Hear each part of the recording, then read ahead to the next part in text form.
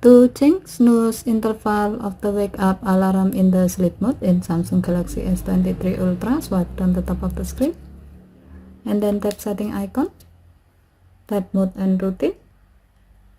While you are in the mode screen, tap sleep, tap turn on automatically, and then tap your sleep schedule.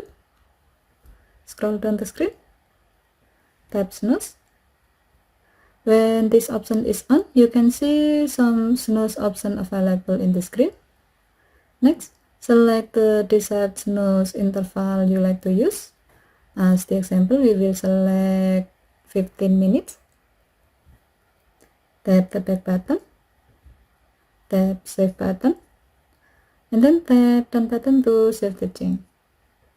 By doing this, now when the wake up alarm in the sleep mode rings, you will be provided with the snooze option that you can use to stop the alarm from ringing.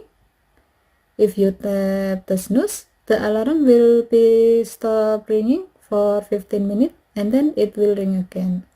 Okay, thank you for watching. Have a nice day.